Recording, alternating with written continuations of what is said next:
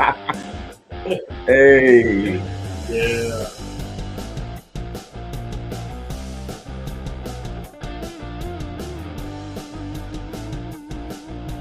Okay. Let me grab my drink.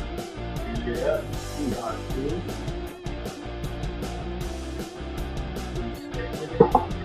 Yes, sir. Man, let's have a good one. Let's have a great one. Yes, sir. Come on in. Come on in, guys. Welcome. Join us.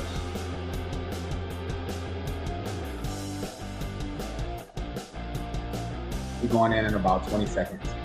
All right.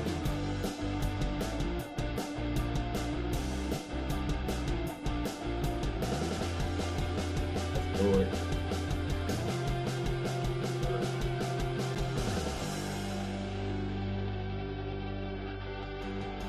Yes, sir. What's going on, everybody? What's up, bro? What's up, bro? How you doing? Chilling, man. Chilling. Can't Good. complain, man. The man that wears many hats. Hey, you know, I do what I do when I do what I do.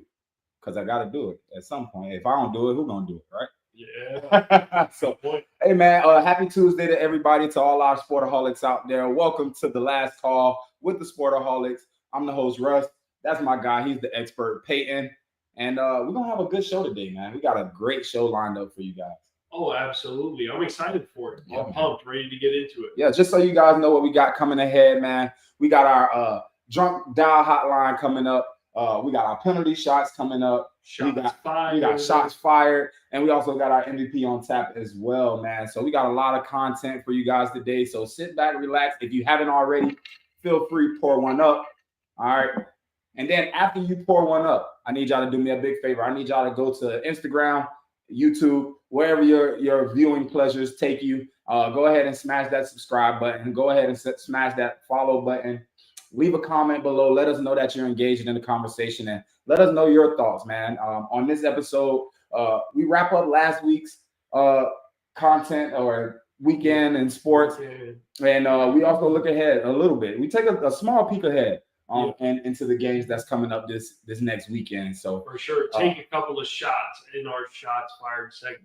Oh, definitely gonna do that. Definitely gonna do that. I got some stuff ready to go, locked and loaded, man. Oh, beautiful. Love to hear that. All right, let's do it. All right, so before we get into anything, man, anything you want to get off your chest, Peyton? I don't think I let you talk enough. I don't think that's it. All right, so I got a drunk dial hotline caller. Okay. And it's either one of us or myself or someone on the outside. You'll find out once you tune in. Well, all right. So let's just start this show off with some positivity, right? Okay. So, I don't know if you were able to catch it, but what's his Hansel Emmanuel? He got his chance to show what he had going on. Hansel Emmanuel is the one-armed basketball player, high school phenom from a couple of years ago. He's been bouncing around in college ranks, and right now he plays ball at Austin Peay, and they played Tennessee, and he did his thing, man. Really? He showed his behind. So I just wanted to say congratulations to that young man, and I wanted to give him his props because he not only is he a natural scorer, but he showed some great defensive awareness, and he pinned a couple shots off the glass. They didn't pick up the W, but he did show that he belonged in the college ranks. And I'm actually interested to see where this season takes him and his team. So congratulations to him, bro. Yeah, 100%. That's amazing. I need to look up his highlights. Man, I definitely remember seeing highlights of him a couple of years ago, but I haven't kept up. Yeah. So it'd be great to go and look and see what he's doing at Austin Peay. Yeah, man. Yeah. So if you guys are following us or watching us on Instagram, I will be in the chat. So please lock in with me. Yeah. Join the conversation, man. Let us know what you're thinking. Peyton, how are you liking the Iron Smoke so far, by the way? It's great. I don't know where you found it, but you gotta get some more. No, we definitely need more. We definitely, as y'all can tell, we've done some work on the bottles. So I don't know if they can tell. The damage is hiding behind. We started yesterday. The damage is hiding behind past the labels. Yeah. So it's really good, man, and I'm actually looking forward to trying other flavors from this brand as well. So right now we're sipping on the casket strength. The casket strength. Yeah, it's 120 proof. So yeah, we've been feel every bit of that. we've been doing some damage to it, and it's been doing damage right back. Yeah. All right. So I did want to touch on one topic, and I know you have some thoughts about this a little bit later in the show, but I wanted to talk about Tyrese Maxey calling out Joel Embiid, man. Do you think it's still trust the process in Philly? We're past trusting the process. Yeah, man, that man is looking like a liability at this point. Yeah, it's unfortunate. So I didn't talk to you about this off the show, so I hope I'm not throwing you a curveball here. That's okay. But do you think it would be wise for the Sixers to move off of Embiid? He did have an opportunity. There was rumors swirling maybe last year or the year before that he could potentially go to Miami, right? But do you think he would be happier in another place? Because he doesn't play like he's happy in Philly right now. I don't know if he would be happier in another place, but I also don't know if he elevates the players around him. Mm-hmm. If we think about his career, the ball stinks when it gets to him. Yes. You know, how much is he making his team better? Because he's had some good players around him. Jimmy Butler at one point. Ben Simmons at his peak, we know what Ben Simmons is now, but Simmons in his early career was a pretty effective player. Right. In Philly, the Sixers, they're not a scrub organization. They've put some pieces around him during his tenure, and for whatever reason, it hasn't worked out to this point. Yeah. I think you have to at least consider that because it's looking bad right now. I was thinking about saving this for the penalty shots, but worst vibes in the league right now in Philly, right? 2-11. 2-11, last in the Eastern Conference, and you have all that star power. Yeah, man. It's tough right now. Yeah. I've always wondered how Philly, they've always been talked about as one of the better teams in the Eastern Conference, but they've never proven to me that they were one of the better teams in the Eastern Conference. Joel Embiid hasn't been past the second round in the playoffs. You know what I mean? So it's not like they've been very successful. I'm not going to say it's easy to make it to the second round in the playoffs, but I think that they have a lot to think about. And now that you have other players on the team calling out the supposed leader on that team, and it says a lot, right? But going back to your point, I think when the ball gets to Joel Embiid, and granted he missed 8 games at the beginning of the season, so he's probably still trying to get his wind and everything like that. But when the ball gets in his hands and most of the offense runs through him, it slows down players who want to run, like Paul George and Maxey. You know what I mean? So like these guys want to get out there and they don't want to walk the ball across half court. They want to run. So it's tough to actually watch. When you think about it, the only all NBA, all perennial center that works in the NBA is Jokic, and that's in part because he's such a great passer. Right. Like Murray and Porter and Aaron Gordon, those guys can play off of him. Well, okay, so if you're thinking about the past champions in the NBA, like the Celtics, they didn't have a dominant center this past year. Mm-hmm. Obviously, Jokic and the Nuggets the year before, but he's so pass-oriented that he gets his guys involved quickly. Right. Year before that, you've got the Warriors. I can't even think of a dominant center for the Warriors at that point. Well, you got Draymond. Yeah. I mean, he's not dominant, but I mean, he's a Dennis Rodman caliber athlete. But to your point, when the ball gets to him, it just sticks. Yeah. And I don't know if that works in the modern NBA. Yeah. So I will say this: I like mid-season Embiid. I don't like beginning of the season, end of the season playoff run Embiid. Embiid, now he's a threat. So I wanted to compare him to Jokic. Jokic is a threat when he has the ball in his hands, whether he's taking a shot or whether he's passing the ball. Embiid, he's not that much of a threat. Like, yeah, he can be a dominant force, should be a dominant force. There's no reason why he shouldn't be balling lights out. Like, I mean, I think this guy should be playing like Shaq. He should have the dominance of a Shaquille O'Neal.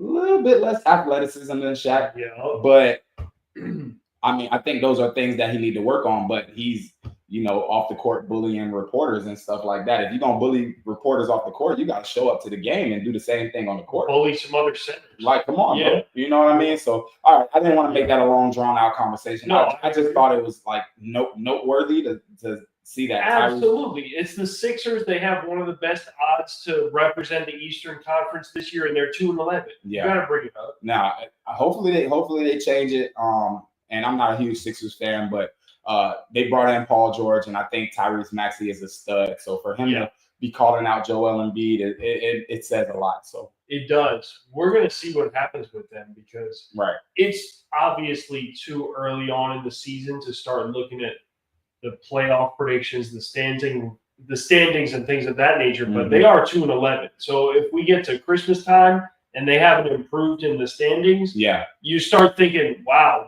what's the future of this team? What are they really doing? This is totally off the cuff, though. Okay. Totally off the cuff where I'm coming from right now. The Magic are number 3 in the Eastern Conference. They are. And they don't have their star player. Right. What is that saying about the other guys on the team? Okay. I don't want to be a Debbie Downer, but the first thought for me is that when you compare the Eastern Conference and the Western Conference, they're 2 totally different ball games, even though the Magic just beat the Suns last night. Okay. But it does say a lot about the Magic's young players and the fact that they can hold their own and that they're developing at a fast rate. I think this is a great thing for the Magic. Okay. I think that this is one of those, they needed to figure out how to play without Paolo.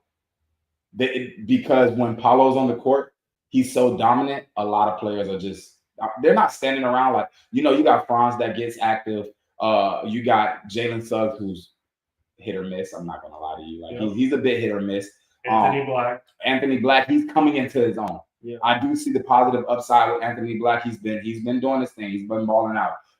So I will say this is great for the Orlando Magic, especially if they want to move past that first round drought that they got going on right now. Right. So 100%. And this is a relatively young team. I just want to give it up to President of Basketball Operations Jeff Weltman. Yeah. He's done a good job drafting and developing. Ultimately. Hey man, listen, I have nothing against Jeff Weltman. Okay. He just has an unorthodox way of doing things. He does. That's fair. And it's just like, man, you don't see it until it happens. Like now he came from Milwaukee. He drafted the Greek Freak. So when you saw that, you were like, oh, that makes sense. He drafted Paolo, and it's like, oh, that makes sense. But everything else around it was like, Yeah. One thing that, and I'm sure I don't want to. I'm not trying to be a Debbie Downer like you said, right? But Jonathan Isaac is still on the team. He does his thing when he's there. Yeah. But man, like they really like Jonathan Isaac.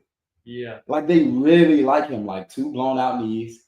Like he's been playing more this year, by the way. He is great. He is great. He's injury prone. They're sticking it out. I don't know exactly how. Let me do that too. Because I don't know exactly how many games he's played thus far this season. Yeah. But ultimately, there aren't many body types like him. Yeah, I mean, so that's good for him. Yeah. Hopefully, he can really contribute to the team later in the season. Like honestly, I would sit him for half of the beginning of the season. Like let him run in practice.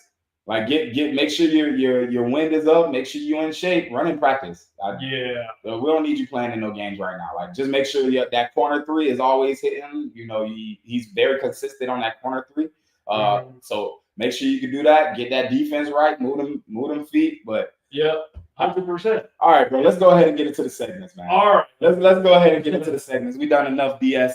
All right. So I wouldn't call it BS. enough talk. We got to get into our NBA stuff too. We can't forget about the NBA. I mean, Sixers were 2-11. When was the last time that happened? Oh, before the process. Last year. No, I'm kidding. I don't know. I honestly don't know. But I'm just saying. Yeah. No BS here. We got to call our shots with the NBA, so it makes sense. I like it. All right, so I'm gonna let you take the lead. Our first segment is Drunk Dial Hotline, man. You on with the Sportaholics? What you got? So I don't know exactly who called in, but I specifically remember a show before Halloween. So I'm going back about 3 weeks. Yep.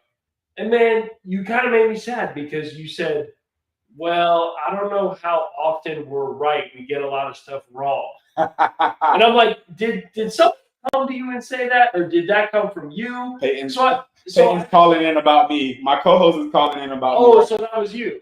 Because, bro, we got to give ourselves some credit. Right now, I'll be upfront about it. Mm-hmm. I was wrong about the Jets. Okay. That hasn't panned out. I was wrong about the Jaguars. But that hasn't panned out. Don't worry. I'm going to get to what I was right about. Okay. All right. But I was wrong about the Jaguars as well. And I was wrong about the Saints. To some degree, by the way, they're only 2 games back in their division. Okay. Just saying, I'm not calling any shots there. It's still possible. It's still possible. They're only 2 games back, and they have another game against the Tampa Bay Buccaneers later on in the season. Mm-hmm. Let's not forget that we were both pretty high on the Pittsburgh Steelers, who were not projected to make the playoffs. Right. Okay, we like them. We were also not as high on the Chicago Bears, who are now 4-6, last in their division. Mm-hmm. I like their future because they have Caleb. I didn't like him for this year, which a lot of people did. We didn't as much. I think Let's give ourselves some credit. I think the over for them was 6 games? 8.5. Oh, it's 8.5. Okay. That's what I'm saying. We both said. Yeah, that's high. We don't see that happen. Yeah, that's high. Okay, so we're correct in that light. Yep. What about the Cowboys? We didn't have that team in our playoff bracket. Right. How are they looking now? Like Mike Tyson's butt cheeks. There you go. Good call. Yeah. So at the top of the draft order, right? Right. Okay, we go to the rookie quarterbacks. Yeah, I didn't think Bo Nix would be all that. He's having a good couple of weeks. I also like Jaden Daniels. How's he doing? Oh, amazing. Stellar. How are our Super Bowl teams doing? By the way, the Dolphins coming back up on a 2-game winning streak. I'm just saying, your other team was the Lions. Yep. My teams were the Bills and the Packers, doing pretty good. So my point is, when you're talking shop and you're talking sports, everyone has a different perspective, and you're going to get some stuff wrong. But we also got to pat ourselves on the back. Yeah. Right? Because we got a lot of stuff right. Yeah. Okay? So that's my Drunk Dial hotline call, because I think I heard someone calling and saying, hey, you guys are always wrong. What's up with that? Hey, we got to pat ourselves on the back here. We got some stuff right. Right? That's all I'm saying. Well, what's your Drunk Dial hotline, man? All right. And you definitely just mentioned them. And So the Dallas Cowboys, they don't have a win at home this season. All right. So I don't have a Texans accent. I wish I really did have a Texans accent, and I would do it right now, but I don't have that. But I will say this. Peyton, just yesterday you asked me if they should fire Mike McCarthy. And I said no. But if this situation happens, I think they should. And the if is, if they draft Shedeur Sanders as a quarterback, they should fire Mike McCarthy and bring in a real cowboy and Deion Primetime Sanders. Now we're talking. Yes, sir. So this is a real cowboy. He played in the greatest era in Dallas Cowboys history. He knows exactly what it is. And when he gets on a team, what do players do, Peyton? They buy in. All right. This is a legend. And I'm not taking anything from Mike McCarthy, but I think that players play different for coaches that they actually want to play for. All right. So if they draft Shedeur Sanders, and I think there's a high possibility of that happening, I think they need to bring in Primetime. I love that. Yeah, bro. And we were talking about this off camera a little less than a week ago. It's hard to picture Deion staying at Colorado as Shedeur moves on. Think about it. They've been linked to each other since high school. I was going to go to just the collegiate career, but you mentioned it since high school. Yeah. do we really see Deion staying in Colorado? And he's a great coach and he loves college ball, and he might do that.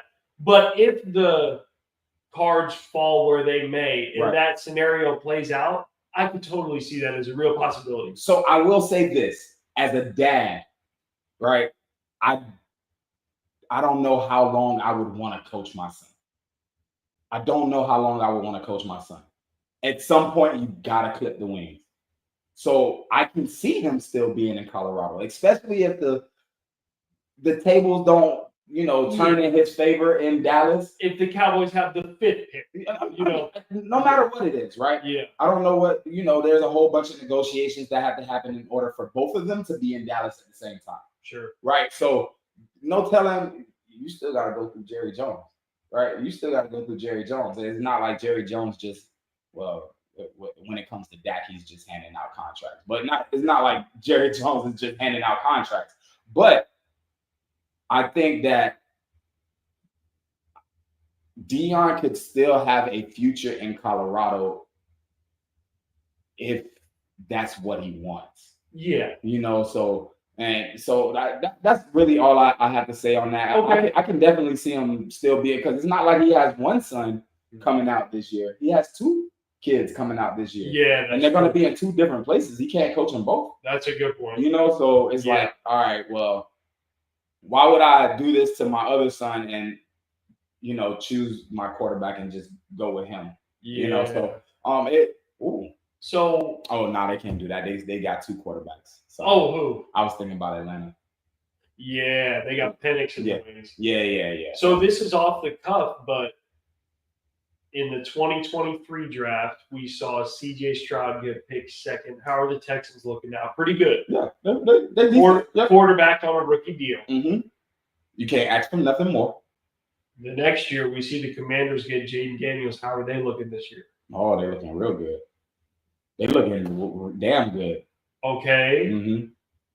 Shador might be the next iteration of those guys, because I always liked Jaden and CJ as a comp. I know Jaden is more of a runner, CJ is more of a thrower, but I like him as a comp. Yeah. Personally. Okay. I know Dak is under contract. He's got, what is he making, $60 million a year? Bro, who's buying that contract? That's the problem. Who's buying that contract? That someone that needs to be relevant. And the Cowboys are relevant regardless, right? So Jacksonville. Oh, well, we don't have the Raiders. The Raiders. Yeah, the Raiders. The Raiders is a good sell. Yeah, it depends on how the rest of the season shakes out. But I guess my point is that I'll just ask you: would you rather have Dak Prescott making $60 million a year on your salary cap, or Shador Sanders? Shador Sanders, but they gotta unload Dak Prescott first.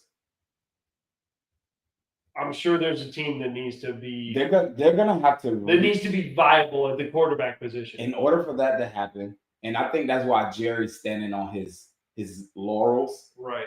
Is because he knows that he's in a trashy situation.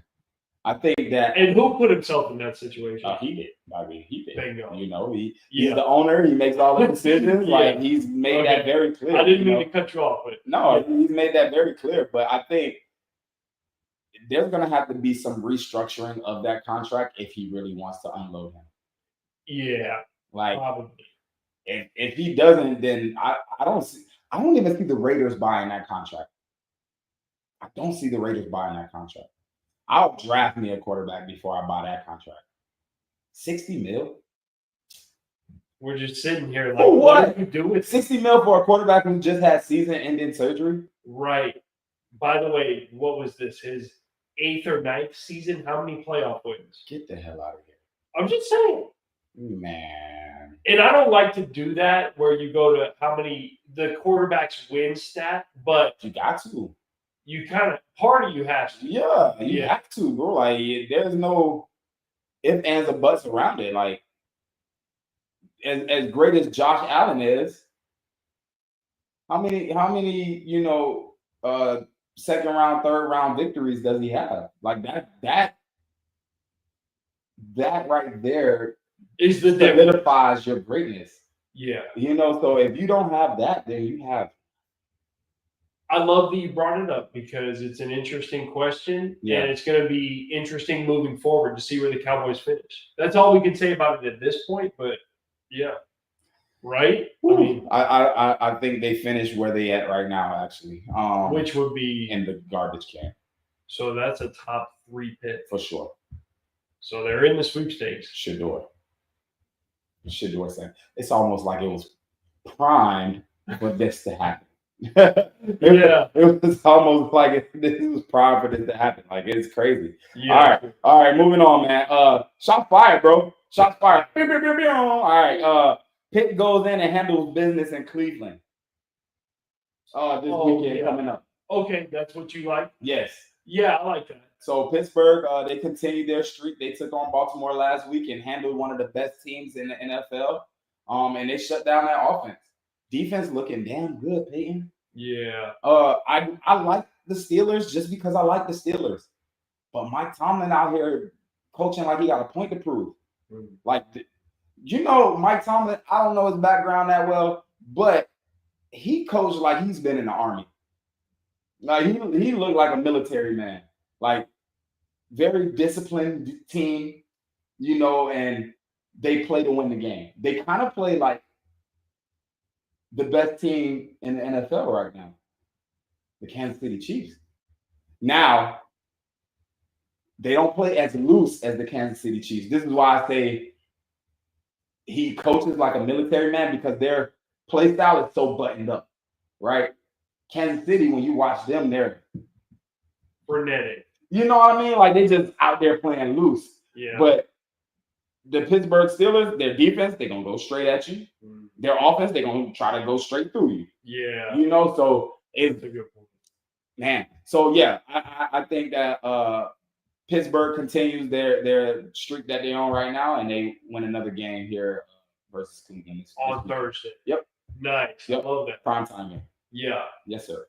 My shots fired. I'm going for a future bold prediction. So, it's not going to happen this coming week, but it just has to do with the rookie quarterbacks. Okay, like Caleb, Jaden, Drake May, Michael Penix, and Bo Nix. Rookie of the year? Is that where you're going with this? No, even further than that. Oh, so first Super Bowl champion?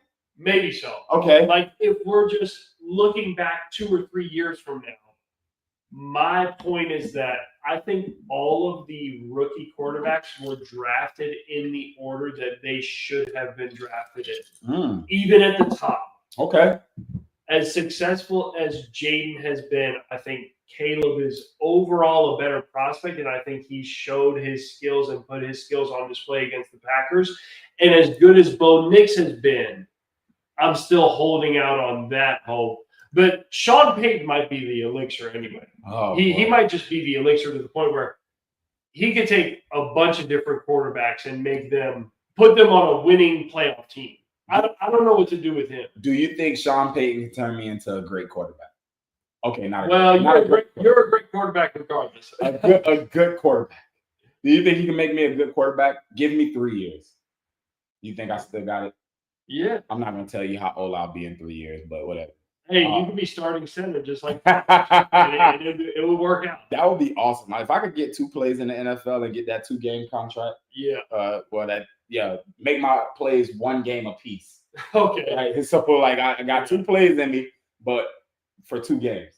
That's it. Just like I was saying, the 4th and goal and the 4th and 1. That's all you need. Yeah, man. I might be out. If it's a 4th and goal, I'm going to put everything on the line, and that's going to be it. Okay. So it got to be like a 1st and 10. Oh, all right. Get me up out of there. Get me out of there. No, but I really do think we got this quarterback class right. Yeah. I think even if you redrafted, I think it would be in the same order. Personally, that's how I would put it. What say you between Caleb, Jaden, Drake May, Michael Penix? JJ McCarthy, by the way, who got hurt. We can't put Michael Penix in that conversation because he hasn't played enough. Right. Yeah. So we can't really talk about him. We don't know what he has. Yeah. But I do think that he's in the pot bubbling. Yeah, he is. I think he's in the pot just brewing. And when he comes out, oh my gosh, it might be because we thrived about him in the preseason. We did. So he looked good. Yeah. You know what I mean? And I know he's out there playing against second and third team defenses. But here's the thing about that: you're playing against people that's desperate in the preseason. Like these guys are playing for a job, a spot on the team. So I think that he knows he can probably do better than Kirk Cousins. But the Falcons are playing the long game right now, and they just they just paid Kirk Cousins. You know, they made a deal with him. They living up to their promise. You know, and I think Kirk Cousins got one more year on his contract. So we'll see what happens when Penix comes out and when he starts playing. Yeah. But I do believe he's just sitting back there and forbid anything happens to Kirk Cousins. But if Kirk Cousins happens to go down and Penix has to step in, I think he's gonna be ready. Yeah. And he might show you exactly who he is, just like Jaden Daniels is doing right now. And that's a bold take for me. That's a bold take. But I think that's exactly what's going to happen. The only reason I bring this conversation up is because I overheard some people talking today, or was watching TV here and there. Right? They were talking about some of the other rookie quarterbacks compared to Caleb. Like Caleb's not that guy.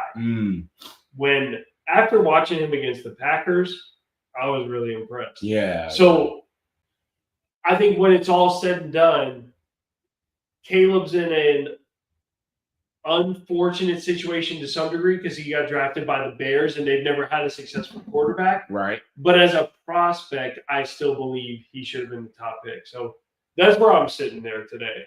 I don't want to go too long on that, but yeah, that's my shots fired. Okay, I got one more shots fired. Okay. All right, I'm gonna fire my shot. I just talked about Pittsburgh Steelers beating Baltimore last week, and they're gonna continue to do the same thing with Cleveland here. But I think that Baltimore is gonna find a way to fix the path that they are on right now, or that they were on. Find a way to get back on track, and they handle business versus the Chargers. Chargers did their big one last week, and they got the victory. But I think that they don't have a way to beat Baltimore. I could be wrong, but that'll be my cold take for next week if I am wrong. But I don't think it's happening. They are favored, so Vegas agrees with you, even on the road. Yeah, I think that game's in LA. Yeah, so yeah, they're definitely playing in LA. But like I said, I think Baltimore comes out and gets the victory. I think Derrick Henry goes for like 110. That's a lot. It is a lot. Get the over on the prop bet now. I'm taking the over 100%. Yeah. He has to be mad. Yeah. He has to be mad after his performance last week. Mm-hmm. I don't know where. Man, you know what disappointed me the most with Lamar Jackson? And you were sitting right there next to me while we were watching this game. He didn't let the ball go, man.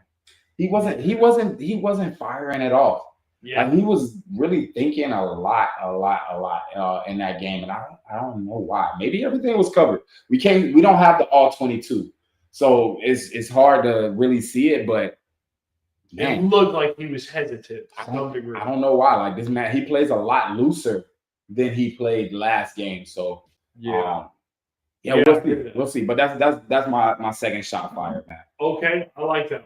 All right. Yeah. You want to go on to the MVP on tap? Yeah, why not? Who you got for your MVP on tap?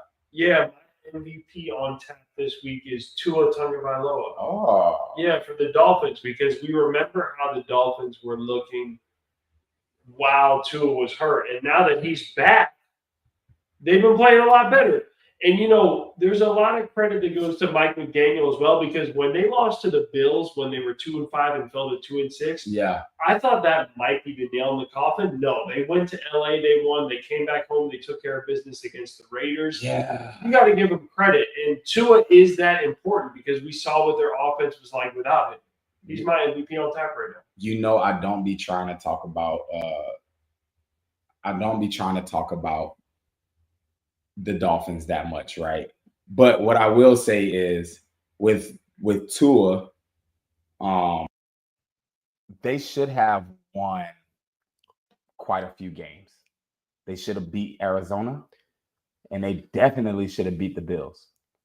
That was a close.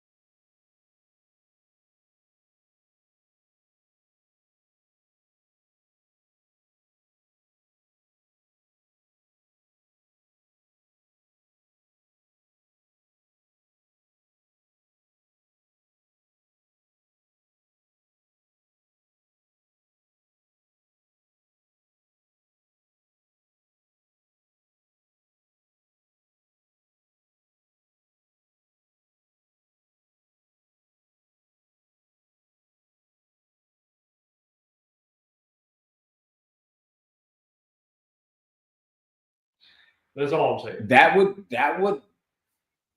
would make me very, very happy if we can come out and we can figure out how to win a playoff game in a cold situation. Yeah. Not only that, you know what would make me even happier? If we can take out the team who knocked us out the playoffs last year. Ooh, tough.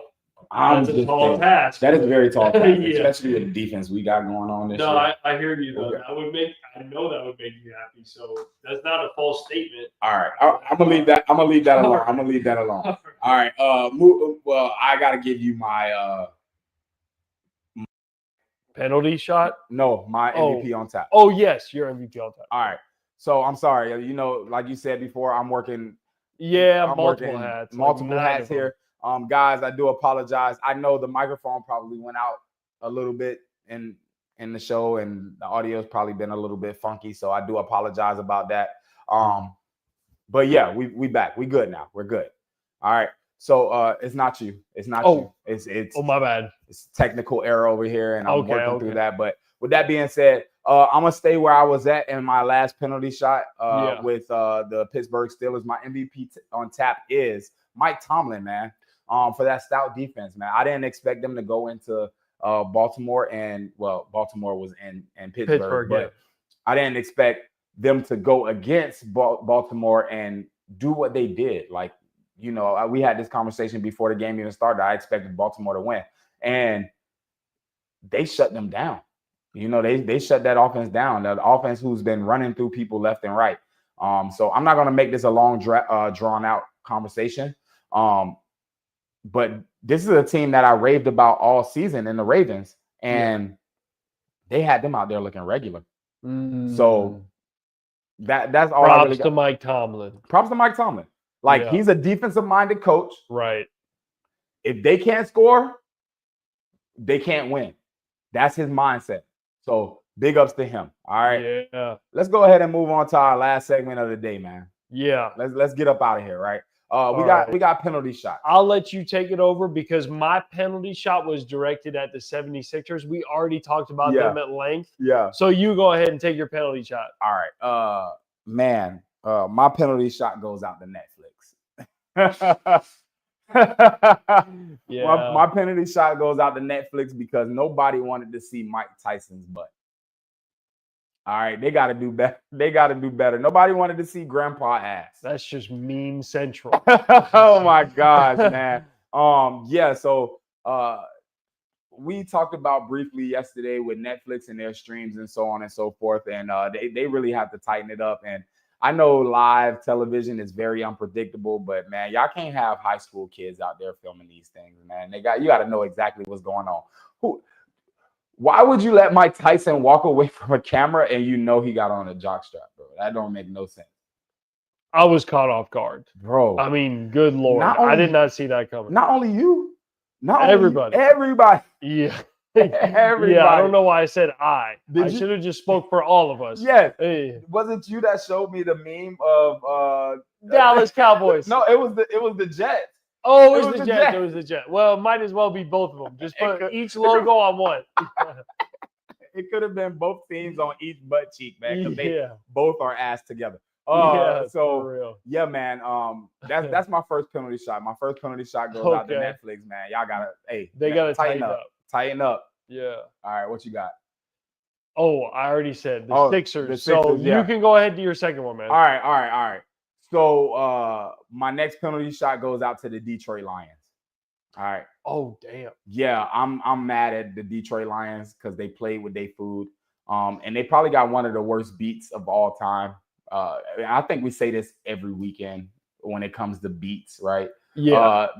The point total was 70 points, right? And I see. And they went ahead and busted that, right? Yeah. Because they want to play with their food. Like, bro, y'all could have put y'all second string in at any point in time. There was never a threat for the Jaguars to come back and win that game, right? Come on now.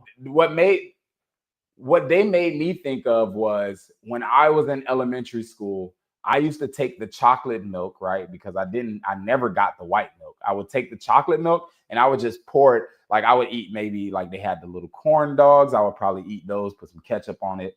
I would probably eat like the pizza, but then you had like corn or peas or mixed vegetables. I would just take my chocolate milk and I would pour it all over the rest of the tray. And then I would just sit there and just play with it. Yeah, that's what they were doing. Like, what? Come on. What are you doing? Make us some money. What are you doing? What are you doing right now? Nobody's expecting you to go over 70 points. Yeah. So, man. Shots fired to the Detroit Lions, man. And y'all didn't have to do us like that, by the way. Yeah. We need some more parlay wins over here, okay? Yeah. Come on, man. Help us out. All right. Yeah. But other than that, man, I think that's it for today's show. I think so, man. Peyton, that was good, man. I knew we were gonna have a good show. Absolutely. I knew we were gonna have a good show, and we are getting better. I must say, we are getting better as the show grows. I think so. We are growing as well. So yeah, man, 100%. To you guys that's sitting at home, man, we really do appreciate you for watching us. If you're watching us still to this moment, by all means, we're gonna use the same emoji that we had from last weekend. Go ahead and put your whiskey glass emoji in the comment section and let us know that you're still rocking with us this far in the show. Yeah, greatly appreciated. Yeah, 100%, 100%. So for my boy Peyton over there, I am Russ. We are the Sportaholics, man. If you're not already, please make sure you subscribe to the YouTube channel. Make sure you watch all of our videos from last week and this week and the weeks before. Try to catch up. If we're wrong at any place, please let us know. All right. If we're right and you agree with us, please feel free to let us know. So that's about it, man. Peyton, that's it, man. You want to take us up out of here? Let's do it. Thank you guys for tuning in. We are the Sportaholics. We're out for the rest of this week, but catch us next week. Can't wait to get back to it. We out. All right. Good stuff, man. Yes, sir. Good stuff, man. Good stuff. Love it.